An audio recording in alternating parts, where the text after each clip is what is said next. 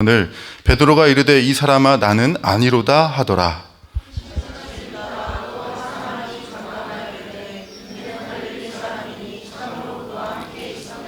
베드로가 이르되 이 사람아 나는 네가 하는 말을 알지 못하노라 하고 아직 말하고 있을 때에 닭이 곧 울더라.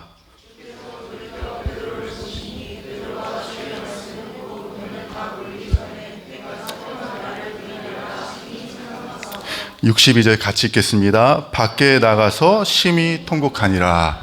아멘. 아멘. 오늘 설교를 초청받고 이렇게 예배 드리신 분들을 연령대가 어떻게 되냐고 이렇게 여쭤봤어요. 그랬더니 청년들이 한 10명, 중학생, 고등학생들이 한 5명, 그리고 한 15분 정도가 이제 성인들이라고 하셨거든요. 이게 그러니까 다 젊은 분들만 있어요. 그래서 오늘 약간 이제 성인분들이 많으실 줄 알고 본문을 좀 이렇게 편하게 준비를 했는데 젊은 분들이 많이 계셔가지고 약간 당황스러운데, 그래서 여러분 설교하는 사람도 좀 편하고 재밌게 열심히 하고 여러분들도 같이 열심히 좀 들어주셔야 될 것 같아요. 한번 같이 은혜를 만들어 보는 귀한 시간이 되었으면 좋겠습니다. 오늘 본문은 여러분들이 잘 아는 말씀이에요. 베드로가 예수님을 3번 부인하는, 예수님을 모른다라고 3번 부인하는 장면입니다.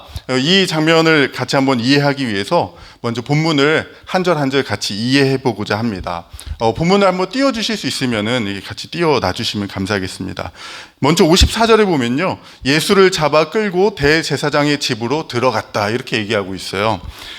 우리가 사도신경을 고백할 때 이렇게 고백하죠. 본디오 빌라도에게 고난을 받으사. 예수님은 당시 유대 지역을 다스리고 있었던 총독 빌라도에게 최종적으로 사형 선고를 받고 십자가에 죽으세요. 근데 그 전까지 유대인들한테 3번에 걸쳐서 재판을 받으세요. 첫 번째가 대제사장 안나스라는 사람의 집에 끌려가서 재판을 받고요. 두 번째로 가야바라는 사람의 집에 끌려가서 재판을 받고, 세 번째로는 사내들인 공의하라는 곳에 끌려가가지고 재판을 받고 로마 총독 빌라도에게 넘겨집니다. 근데 오늘 베드로가 예수님을 부인하는 이 장면은 어디서 하냐면 두 번째 재판이 이루어지는 가야바의 집에서 일어나는 이제 사건입니다.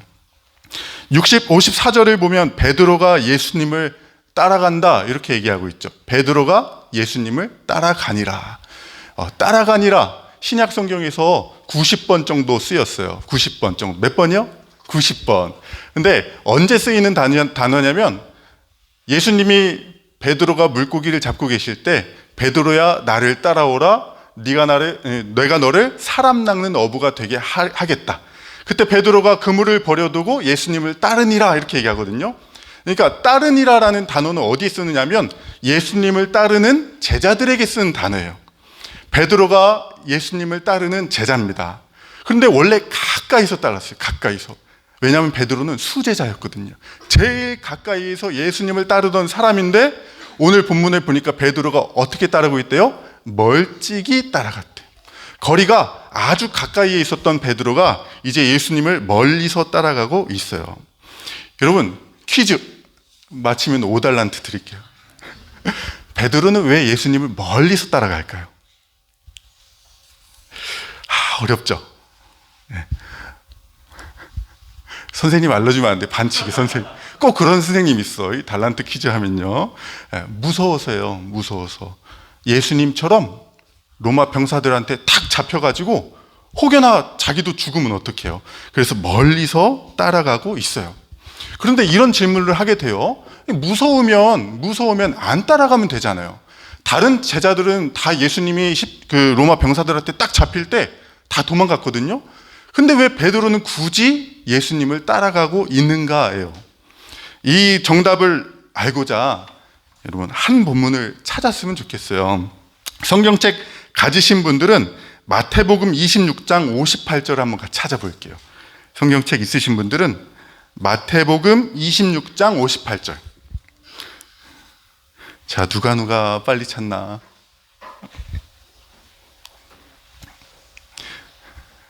마태복음 26장 58절. 자, 우리 한번 같이 읽어볼까요? 시작. 베드로가 멀찍이 예수를 따라 대제사장의 집들에까지 가서 그 결말을 보려고 안에 들어가 하인들과 함께 앉아 있더라. 예, 베드로가 왜 예수님을 따라 대제사장의 집, 그 무서운 거기까지 들어갔대요? 결말을 보려고. 우리 선생님이 감옥에 가실지, 혹 정말 유대 지도자들이 그렇게 경고했던 것처럼 진짜 죽으실지, 그리고 앞으로 우리의 공동체는 어떻게 될지 궁금해서 그 결말을 보고자 들어간 거예요. 이제 55절 보면 사람들이 뜰 가운데서 불을 피우고 함께 앉아 있습니다. 그리고 베드로도 그 사이에 같이 앉습니다. 요한복음 18장에는 왜 앉았냐라고 얘기하면은 사람들이 추웠대요. 네, 여러분 요즘 춥잖아요. 밖에 모닥불이 있으면은 쬐일 것 같아요? 안 쬐일 것 같아요? 쬐일 것 같죠? 딱 오늘 같은 날씨였던 것 같아요. 그러니까 불이 딱 있으니까 추워가지고 쬐고, 그리고 이 불을 쬐고 있었던 무리가 종들이었대요. 그러니까 다른 데 있으면은 조금 더 그럴 것 같으니까 차라리 종들이 있는 곳에 쫙 숨어 들어가서 조용히 있으면 되겠다라고 생각을 했던 것 같아요. 그런데 그게 화근이 됩니다. 춥다고 불을 쬐고 있는데 바람에 불이 넘실넘실하더니 민호 형제의 얼굴이 딱 보이는 것처럼, 아이고 잘생겼어요, 그죠? 베드로의 얼굴이, 불이 살랑살랑할 때 베드로의 얼굴이 딱 보이게 되는 거예요. 여러분 절 보세요. 민호 형제도 보지 마시고. 그때 한 여종이 베드로를 향하여 말합니다. 이 사람 아까 그와 같이 있었는데? 라고 얘기하는 거예요. 그러니까 아마도 이 여인은 예수님을 잡으러 갔을 때 같이 갔었던 사람 같아요. 이 사람 아까 전에 그 예수라는 사람과 같이 있었는데? 라고 고소를 하는 거예요. 여러분 베드로가 어떻게 반응할까요? 베드로가 어떻게 반응할지에 대해서 우리가 이 본문을 잘 이해하기 위해서 한 가지의 본문을 좀 더 찾아봐야 돼요. 성경책이 있으신 분들하고 같이 찾아보겠습니다. 22장인데요. 조금만 위로 올라가서 31절 한번 볼게요. 31절. 31절. 시몬아 시몬아 보라, 사탄이 너희를 밀가부르듯 하려고 요구하였으나. 여러분 지금 이 대화가 언제 이루어지는 대화냐면 최후의 만찬이라는, 여러분 식사 아시죠? 예수님이 십자가에 못 박히기 전에 마지막으로 제자들과 나눈 식사 자리입니다. 그런데 지금 베드로가 공회에서 예수님을 부인하는 이 시간차가요, 하루도 안 지났을 때예요. 저녁밥을 먹을 때 이 사건이 있었고, 이 이야기가 있었고, 지금 밤 늦은 시간에 베드로가 이제 예수님을 부인하는 일이 일어납니다. 그때 예수님이 식사 자리에서 뭐라고 말씀하시냐면, 시몬아 시몬아 사탄이 너희를 밀가부르듯 요구하였으나. 여러분 밀가부른다 하니까 뭔가 약간 까부는 것 같잖아요. 까분 것 같고 약간. 그런데 밀가분다라는 게 뭐냐면 키질 아세요 여러분? 시골에 사신 분들은 알 거예요. 키가 뭔지. 어렸을 때 이불에 오줌 싸면 머리에다가 키 쓰고 가서 소금 얻으러 가잖아요.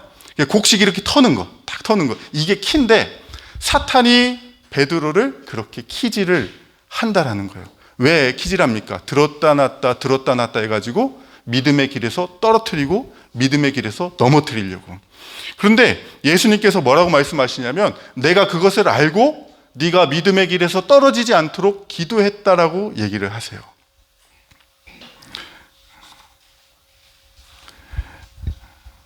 그런 다음에 너는 넘어지지만 다시 일어나서 돌이켜서 형제를 굳게 하는 귀한 삶을 살아가라라고 예수님이 말씀합니다.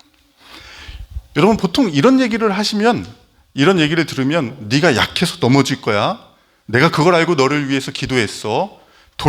그때 돌이켜서 형제를 굳게 하는 귀한 삶을 살아. 이 말을 딱 하면 보통 어떻게 반응하냐면 아유 감사합니다 주님. 겸손하게 그렇게 살겠습니다. 이런 얘기를 해야 되는데 베드로가 여러분 뭐라고 하는지 보세요. 33절을 한번 보실래요? 33절 한번 큰 소리로 같이 읽겠습니다. 시작. 그가 말하되 주여 내가 주와 함께 오게도 죽는 데에도 가기를 각오하였나이다. 이렇게 얘기해요. 33절에 네가 곧 나를 부인할 거야 이런 얘기를 하시니까 베드로가 하는 말이 주님 제가 주님과 함께 감옥에도 심지어 죽는 데도 가겠습니다라고 사람들이 보는 앞에서 딱 두 줌 불 건지고 결단을 하는 거예요. 그리고 나서 한 6시간 정도가 지난 후에 이 사건이 이루어지고 있는 겁니다. 여러분, 베드로가 뭐라고 얘기할까요? 최후의 만찬 때 각오했던 결단, 그 각오를 증명할 때가 왔어요. 자, 베드로가 뭐라고 얘기하나 57절 한번 같이 보십시다. 57절. 베드로가 얘기하죠. 57절 한번 같이 읽어볼까요? 시작. 베드로가 부인하여 이르되 이 여자여 내가 그를 알지 못하노라 하더라. 그날 저녁에 주님, 제가 감옥에라도 심지어 죽는 데라도 제가 어디든지 가겠습니다라고 했는데 불과 하루가 지나기 전에 베드로가 얘기합니다. 여자 앞에서. 근데 여자가 그냥 여자가 아니라 여종이에요. 여러분, 오늘날은 여자와 남자들이 평등하게 사회생활을 하잖아요. 2000년 전에 여자는 어떤 존재였을까요? 2000년 전에. 오늘날 여자는 사회에서 그렇게 인정을 받지 못했습니다. 근데 심지어 여종이에요. 여종. 노예란 말이에요. 노예. 여자 노예는요, 사실상 사람으로서 취급을 받지 못했던 시대예요. 근데 베드로가 그 여종 앞에서 내가 그를 알지 못한다라고 예수님을 첫 번째로 부인합니다.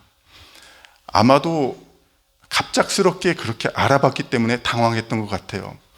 그런데 58절을 보니까 조금 후에, 시간이 한 몇 분 정도 지난 것 같아요. 조금 후에 또 다른 사람이 베드로를 알아봐요. 그리고 얘기합니다. 너 그의 도당이다. 너 그의 제자다라고 얘기합니다. 이번에는 베드로가 뭐라고 얘기합니까? 앞에 첫 번째는 당황해서 그랬을 수 있을 것 같아요. 두 번째, 너 도당이다 했더니 베드로가 이렇게 얘기합니다. 이 사람아, 나는 아니로다 라고 얘기합니다. 나는 예수가 누군지 몰라. 나는 그가 누군지 몰라. 나는 그의 제자가 아니야 라고 얘기하죠. 그리고 59절에는 이렇게 얘기합니다. 1시간쯤 있다가, 시간이 구체적으로 소개가 돼요. 시간이 1시간쯤 있다가 베드로가 무슨 생각을 했을까요? 한 30분 정도 지났을 때, 이젠 날 알아보는 사람이 없구나. 1시간쯤 지나갈 때쯤, 이제는 아무도 날 알아보는 사람이 없구나. 그런데 1시간쯤 지났을 때 갑자기 한 사람이 장담하여 말합니다. 너 갈릴리 사람이지? 그러니까 참으로 예수님과 함께 있었어. 이렇게 얘기하는 거예요. 이 사람이 장담합니다. 강력하게 주장한다라는 거예요. 강력하게. 왜냐하면 근거가 있어요. 너 갈릴리 사람이지? 여러분, 오늘날도 어디 시골에서 오면, 시골의 도시에 이렇게 누가 놀러 왔다고 보세요. 그럼 뭐가 다릅니까? 일단 헤어스타일이 달라요. 그리고 옷 입는 게 약간 다르죠. 시골 분들이 뭐 그렇다는 게 아니에요. 저도 시골 사람이니까. 그리고 또 하나가 말투가 달라요. 아마도 갈릴리 사람들의 말투가 있었던 것 같아요. 여러분, 우리나라도 지역별로 말투가 다르죠. 나는 그를 알지 못한다. 만약에 아니야 이렇게 얘기하면요, 서쪽 중간쯤에는 아니야를 어떻게 얘기합니까? 아니유 이렇게 얘기하잖아요. 그리고 조금 더 밑으로 내려가면 저희 동네가 있어요. 전라도에서는 아니야를 아니요 이렇게 얘기하거든요. 동쪽에서는 어떻게 얘기합니까? 동쪽에서는 아니라 카이 이렇게 얘기하잖아요. 우리나라도 지역별로 말투가 다 다른 것처럼 갈릴리도 말투가 달랐대요. 베드로가 갈릴리 말투로 나는 예수를 모른다 이렇게 하니까 이 세 번째 사람이 그 이야기를 듣고 너 갈릴리 사람 맞잖아. 너 확실하게 그와 함께 있었어 라고 얘기해요. 그때 베드로가 뭐라고 얘기할까요? 과연 세 번째인데요. 세 번째 이렇게 얘기합니다. 베드로가 이르되 이 사람아 나는 네가 하는 말을 알지 못하노라 라고 얘기합니다. 그리고 이 대화가 아직 끝나기 전에, 이 상황이 정리되기 전에 갑자기 닭이 꼬끼오 하고 울어요. 세 번째는 오늘 누가복음에는 다른 설명이 없는데 마가복음에서는 뭐라고 설명하냐면 저주하면서 부인했다고 해요. 저주하면서. 그러니까 어떻게 저주했겠습니까? 저렇게 부정한 죄인 예수를 내가 어떻게 아냐? 나는 저런 부정한 더러운 죄인을 모른다라고 저주하면서 부정했던 것 같아요. 그렇게 부인하고 있을 때 갑자기 닭이 꼬끼요 하고 옵니다. 그리고 61절 예수님께서 돌이켜서 땅에 무릎 꿇려 신문을 받고 있을 때 꼬끼요 하는 울음소리와 함께 갑자기 베드로를 돌이켜서 쳐다봅니다. 아마도 베드로와 예수님의 눈이 마주쳤겠죠. 그리고 베드로에게 어떤 일이 일어납니까? 베드로가 예수님의 말씀, 곧 닭이 울기 전에 네가 나를 3번 부인할 거야 라고 미리 예언했던 말씀이 생각났습니다. 그리고 밖에 나가서 심히 통곡하고 울게 됩니다. 심하게 울었대요. 아프게, 가슴이 쓰라리게, 우리말로 얘기하면 가슴이 찢어지게 우는 거예요. 막 펑펑 웁니다. 그렇게 오늘의 이야기가 끝나게 됩니다. 첫 번째로 여러분들과 좀 나누고 싶은 말씀이 있어요. 우리 친구들 잘 들어주고 있어서 고마워요. 조금만 더 힘내요. 네.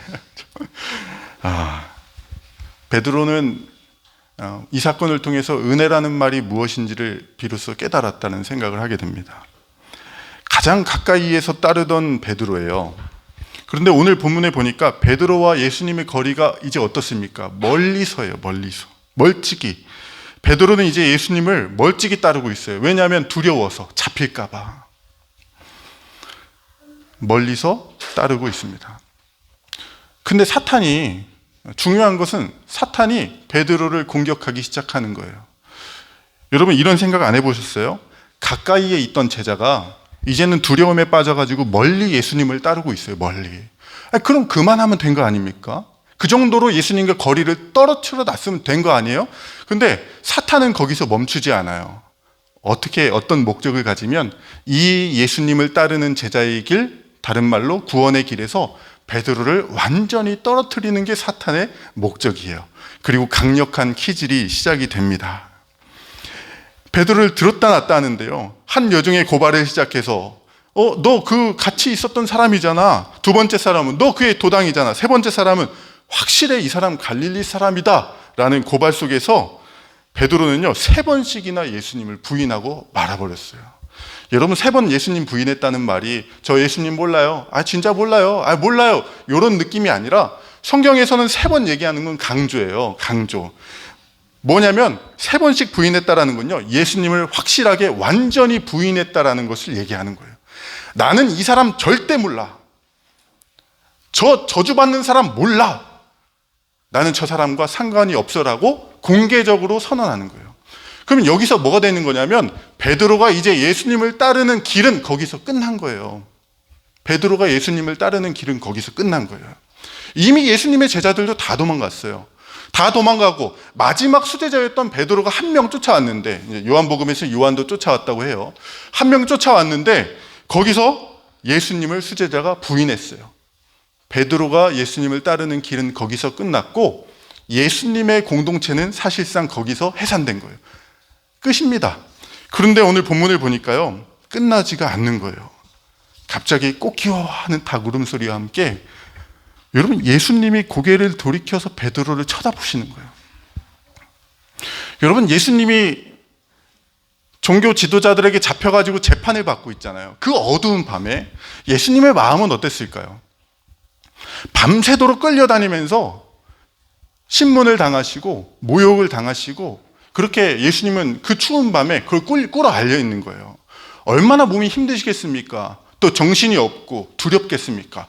그런 와중에서 예수님이 고개를 돌려서 베드로를 바라보시는 거예요. 그리고 예수님과 눈이 마주친 베드로는 밖으로 나가서 통곡하며 울고 있어요. 여러분들이 만약에 그 신문장에서 예수님의 눈을 마주쳤다라고 한번 상상을 해보시면 예수님의 눈빛은 어떤 눈빛이었을까요? 베드로가 3번 부인하고 닭이 딱 울 때 예수님이 베드로를 딱 바라보십니다. 봐봐, 너 내가 부인한다고 했지? 너 그럴 줄 알았어. 막 눈에서 레이저가 나가는, 내가 너란 녀석 그럴 줄 알았어. 그런 눈빛이었을까요? 아니었을 거예요. 사랑의 눈빛, 사랑의 눈빛. 그리고 예수님의 말씀처럼 돌이켜서 회복하기를 바라시는 눈빛이었을 거예요. 그 눈빛으로 예수님은 바라보십니다. 또 이런 질문을 던져봐요. 예수님은 왜 돌아보셨을까? 굳이 그 힘든 상황에서, 자기도 재판 속에서 힘든 상황에서 왜 예수님이 돌아보셨을까? 오늘 본문에서 한번 답을 찾아보려고 해요. 61절. 여러분 61절 한번 같이 읽어볼까요? 시작. 주께서 돌이켜 베드로를 보시니 베드로가 주의 말씀 곧 오늘 닭이 울기 전에 네가 3번 나를 부인하리라 하심이 생각나서 왜 돌아보셨을까? 닭 울음소리와 함께 예수님 베드로의 눈을 탁 마주칩니다. 그리고 베드로에게 어떤 결과가 일어났대요? 말씀이 생각났대요. 말씀이 생각났대요. 결국에는 왜 예수님이 그때 돌아봐 주셨냐면 베드로에게 하셨던 말씀을 생각나게 해주시려고 그때 소리와 함께 베드로를 쳐다봐 주시는 거예요. 무슨 말씀이요? 닭 울기 전에 네가 나를 3번 부인할 거야. 그 말씀이 생각나게 해주시려고 예수님 부인한 거예요. 베드로는 밖에 나가서 대성통곡을 하면서 웁니다.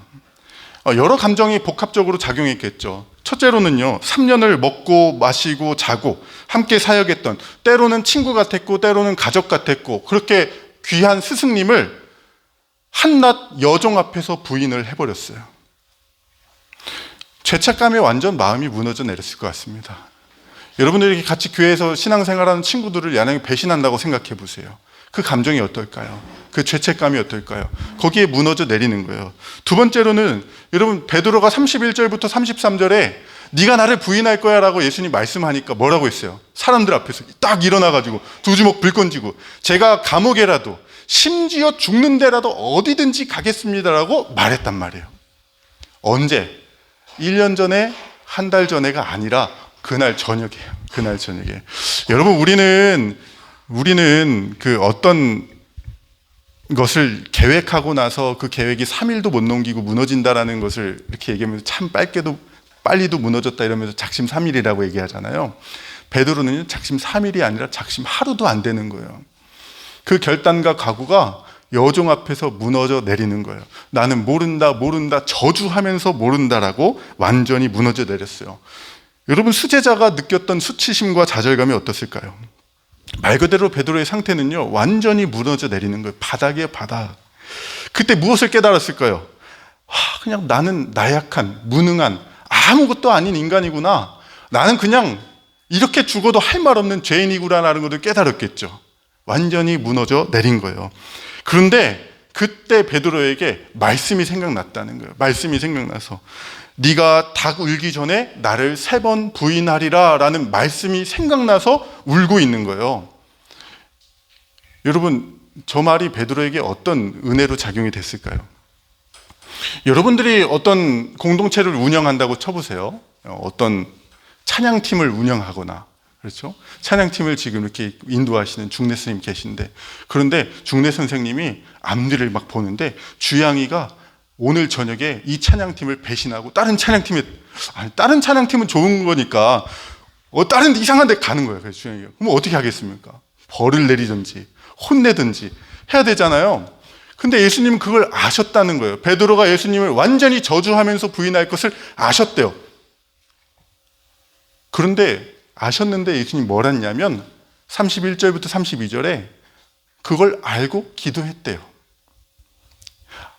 알면, 부인할 걸 알면, 날 떠나갈 걸 알면 거기서 벌을 내리고 그 공동체에서 내쳐야 되는 게 세상의 이치인데 예수님은 그걸 알고 기도했대요.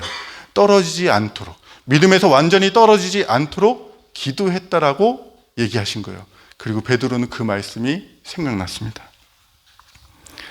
정말 아셨구나 라는 것, 그리고 나를 떨어지지 않도록 기도했구나라는 말씀을 생각합니다. 제자의 길이 무엇이냐, 예수님을 따라서 가는 구원의 길이 무엇이냐라는 것을 있어서 베드로는 내 결단과 각오로 가는 것이 아니라는 것을 깨닫습니다. 내가 아무리 두 주먹 불끈 쥐고 예수님 따라가겠습니다 해서 가는 길이 아니라는 거예요. 완전히 그 결단이 그날 저녁에 무너져 내린 순간에 그것을 깨닫습니다. 그리고 두 번째로 깨닫는 것이 뭐냐면 말 그대로 은혜라는 단어가 무엇인지를 베드로는 깨닫게 됩니다. 예수님이 이걸 다 아심에도 불구하고 기도해 주셔서 내가 능력이 없으니까 예수님이 지금 그 자리에 나를 대신해서 십자가의 길을 가기 위해 그 자리에 꿇어 앉아서 그들에게 재판받으시고 이 길을 걸어가고 있다는 것을 베드로가 그때 비로소 깨닫기 시작합니다. 우리가 흔히 얘기하는 그 은혜라는 단어, 나는 진짜 아무것도 아니구나. 은혜라는 단어의 뜻이 받을 자격이 없는 자에게 베풀어지는 하나님의 호의라는 뜻이잖아요. 받을 자격이 없어요. 은혜 받을 자격이 없어요. 예수님을 완전히 부인했건 저주까지 하면서. 그런데 그런 것을 아심에도 불구하고 예수님은 그를 위해 기도해 주셨습니다. 그 말씀이 생각이 나는 거예요. 그리고 베드로를 돌이키게 만듭니다. 죄에서, 그 무너짐에서 돌이키게 만들어서 다시 일어나 형제를 굳게 하는 그런 귀한 삶을 살게 만드는 것이죠.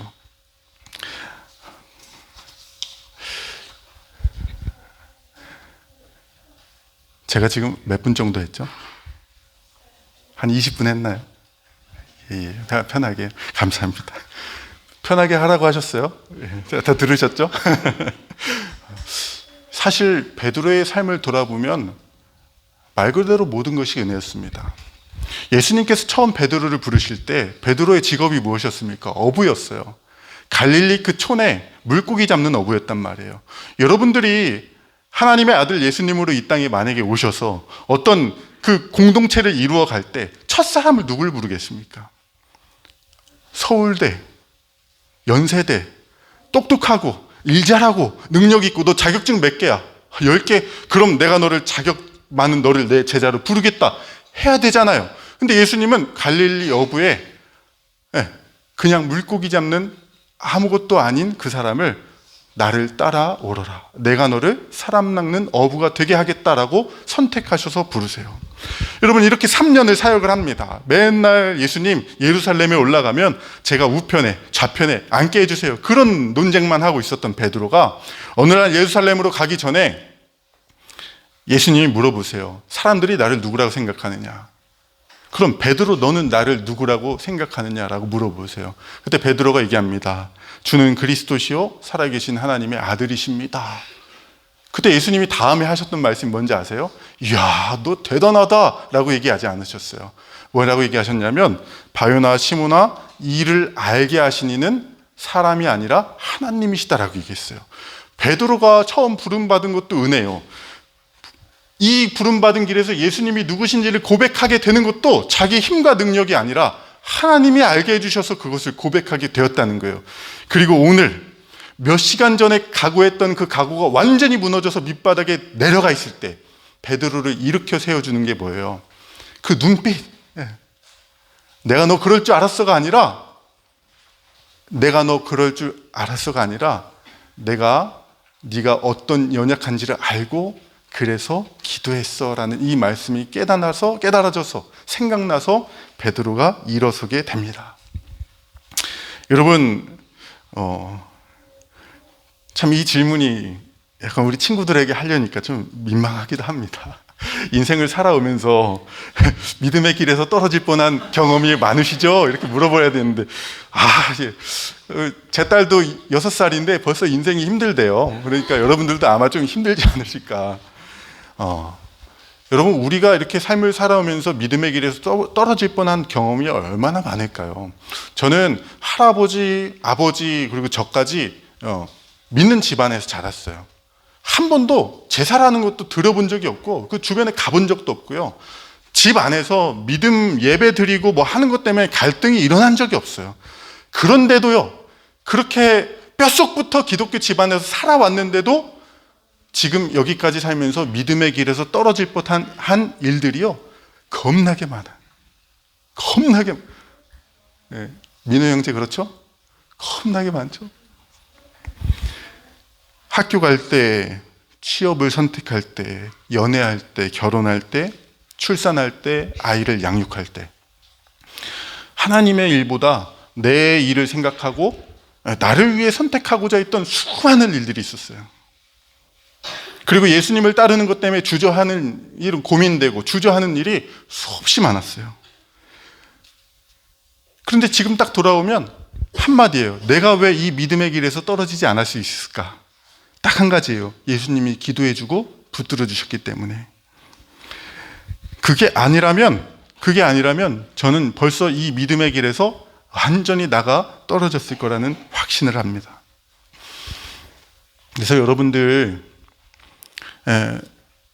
친구들이 앞으로 살다 보면 어려운 일들이 많을 거고 우리 사랑하는 성도들 지금도 낙심한 분들이 계실 수도 있고 앞으로 신앙생활 하시다며 마음에 큰 낙심이 되신 분들이 있으실 거라고 생각을 합니다.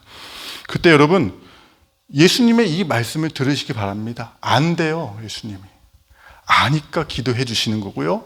아니까 우리를 위해서 이 땅에 오신 거예요.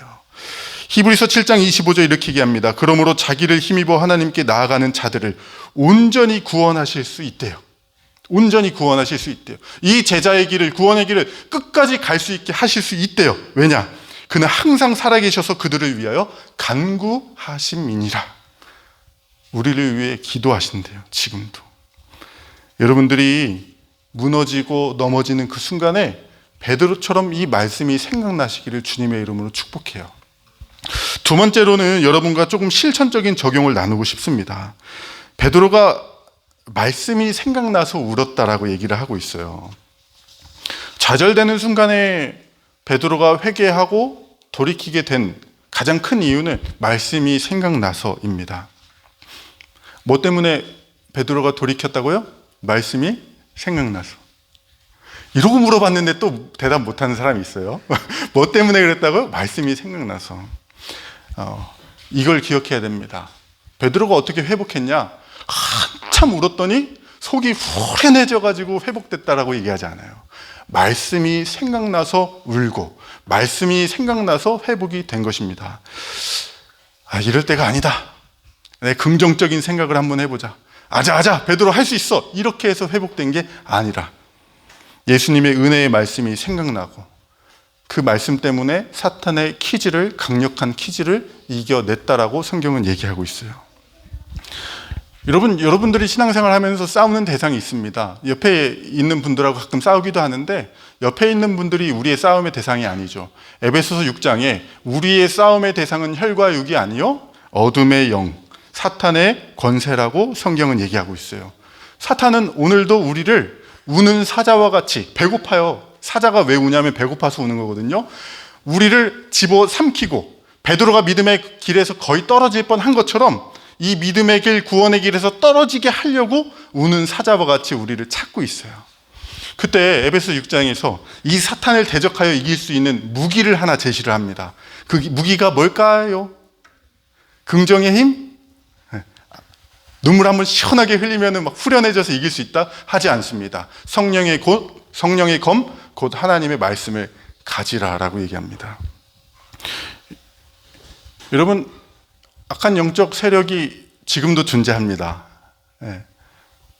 지금 여러분 눈이 깜빡깜빡 감기죠? 그게 증거일 수 있어요.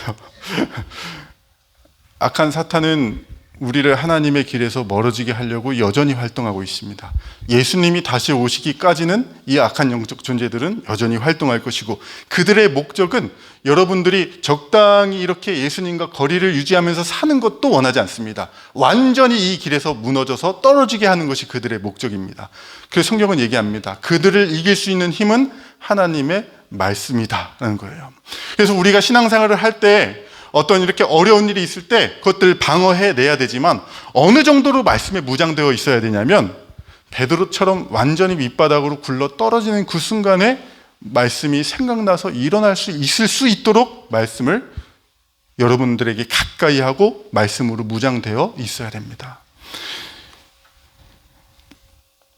완전히 무너져 내렸을 때 말씀이 생각나서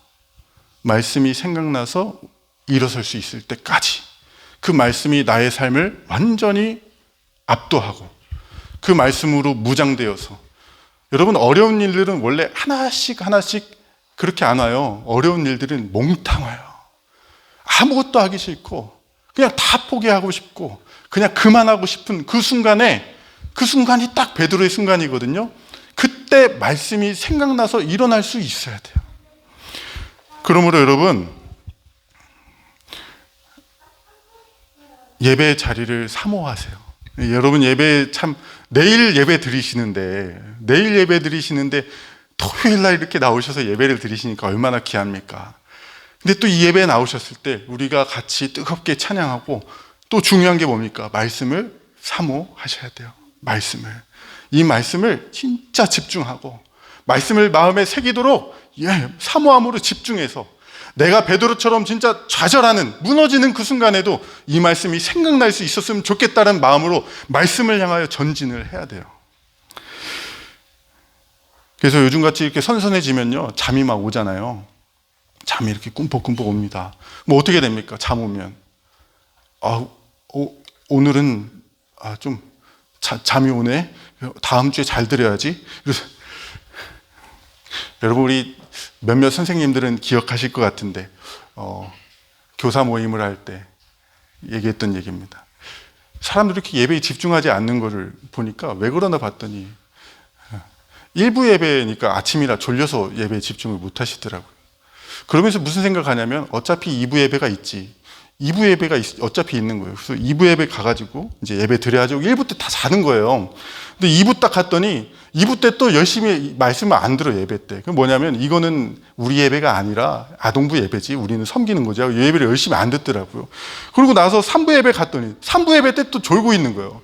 그러니까 무슨 생각을 하나 봤더니 1부, 2부, 3부 33%씩 예배를 합쳐가지고 나는 오늘 예배 드렸다. 이런 생각을 좀 하는 것 같더라고요. 그래서 여러분, 그러시면 안 됩니다. 그 예배 때 하나님의 말씀으로 내가 무장되어야겠다는 생각으로 말씀을 향하여서 달려들어야 돼요. 누가 졸면 어떻게 합니까? 졸면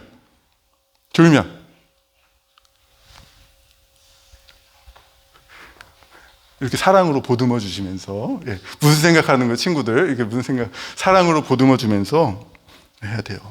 이번 주에 말씀으로 무장하지 못하면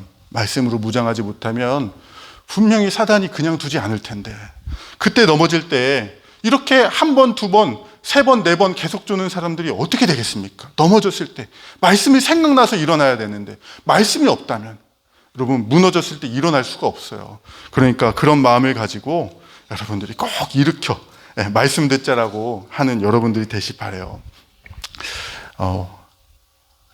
이제 마지막이에요. 조금 길죠? 좀 안 길어. 한 10달란트는 줘야 될 것 같아요. 베드로는 아까 전에 우리가 예수님을 따라갔습니다. 두려운데 왜 따라갈까라는 질문을 던졌었고, 마태복음 26장 58절에 그 결말을 보려고 예수님을 따라갔다 이렇게 얘기했어요. 결말을 보려고. 궁금한 거예요. 예수님이 어떻게 될까? 감옥에 가실까? 죽을까? 앞으로 우리 공동체는 어떻게 될까?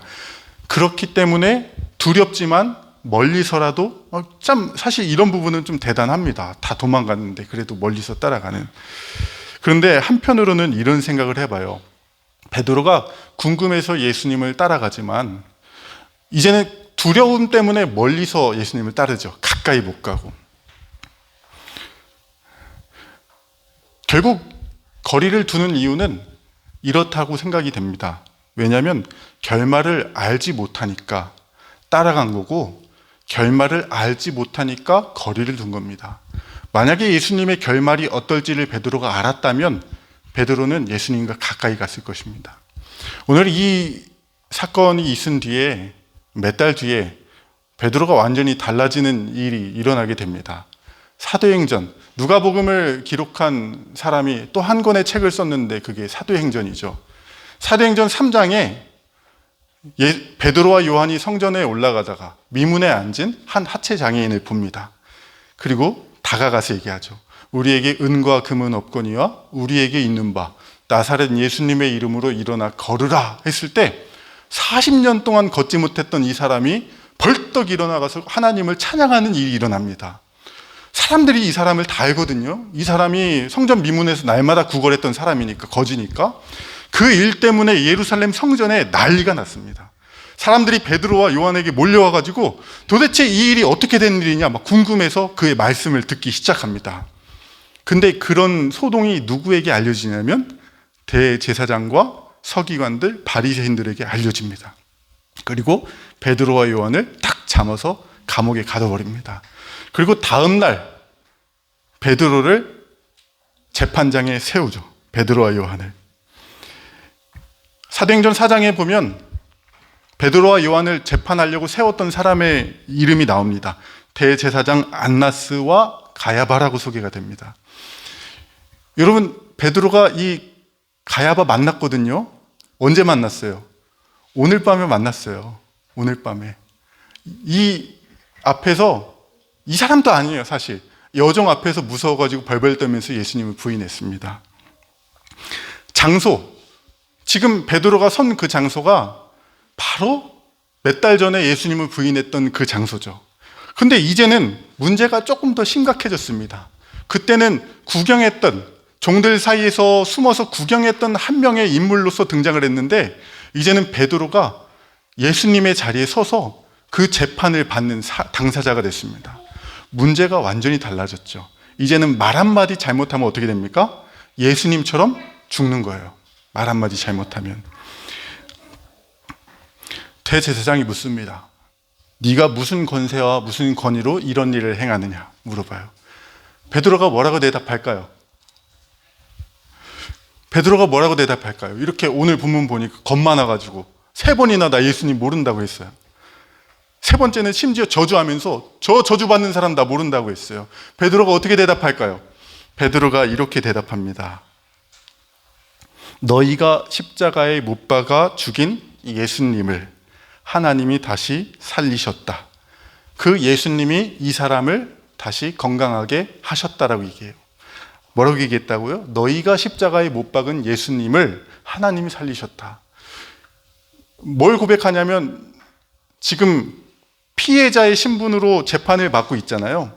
근데 그 위에서 자기를 쳐다보는 사람들을 향해서 내가 죄인이 아니라 니들이 죄인이다라고 고발을 하는 거예요. 여러분, 이 정도 얘기면요, 죽겠다라고 차라리 지금 날 죽여라라고 들이대는 거랑 거의 다름이 없습니다. 몇 달 전에 가야바 안나스 대제사장도 아니라 그냥 여종 앞에서 벌벌 떨던 베드로가 완전히 뒤집어졌어요. 그리고 이제는 대제사장 앞에서 니들이 죽인 예수님이 이 사람을 낫게 했다라고 얘기하는 거예요. 목숨 내놓고. 베드로가 왜 몇 달 만에 바뀌었을까요? 결론을 봤어요. 예수님이 그 재판장에 들어갔고 그리고 결국은 죽습니다. 그러고 끝난 게 아니라 예수님이 3일 뒤에 어떻게 되셨어요? 다시 살아나셨어요. 베드로는 예수님의 결론을 봤어요. 예수님의 결론은 고난받아 죽는 것이 아니라 예수님이 항상 말씀하셨다시피 인자는 대제사장과 장로들과 서기관들에게 버림받아 죽지만 3일 뒤에 다시 살아날 것이다라는 그 결론을 안 믿었었는데 직접 본 거예요. 그리고 베드로는 바뀝니다.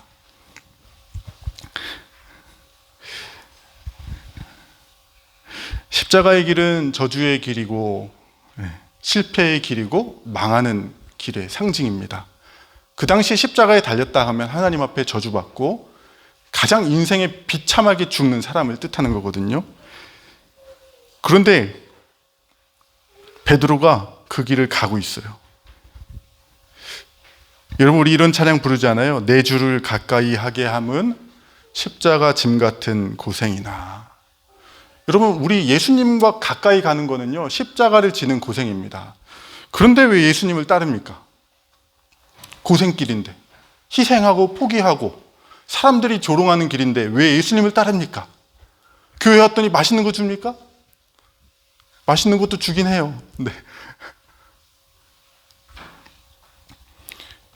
왜 예수님과 가까이 옵니까? 힘든데. 결론을 알기 때문에 그렇습니다. 고난과 죽음 뒤에 있는 우리의 결론, 예수님의 결론, 곧 우리의 결론, 부활, 승리, 영원한 하나님 나라가 있기 때문에 십자가 짐 같은 고생이나 우리는 예수님께로 날마다 가까이 갑니다. 베드로가 멀찍이 따라갔는데 몇 달 뒤에 베드로는 가까이 갔을 뿐만 아니라 이제는 가까이가 아닙니다. 그 자리에 베드로가 있습니다. 그 자리에. 예수님이 있었던 그 자리에. 그런 사람들이 예수 믿는 사람들입니다. 설교를 다 말씀드렸어요. 친구들 잘 들어줘서 정말 고마워요. 설교한 사람으로서 고맙고, 제자로서의 복된 삶이 무엇인가? 은혜를 가지고 사는 사람입니다.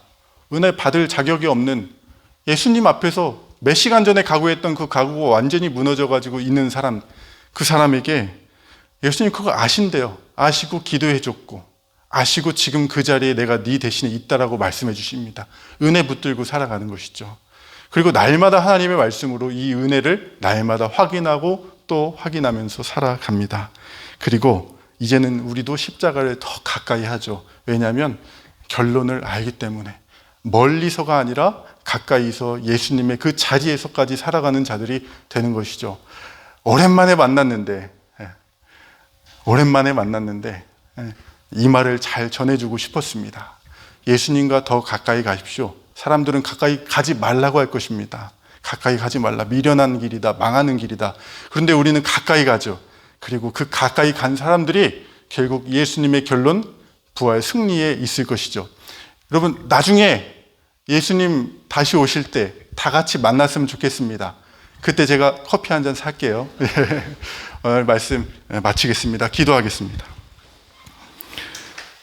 주님 감사합니다. 우리 사랑하는 소명교회 모든 성도들, 특별히 아하부 또 찬양팀, 우리 사랑하는 형제 자매들과 함께 모여서 다시 한번 예배드릴 수 있는 기회를 허락해 주시고 오늘 예배당에 불러주셔서 감사합니다. 베드로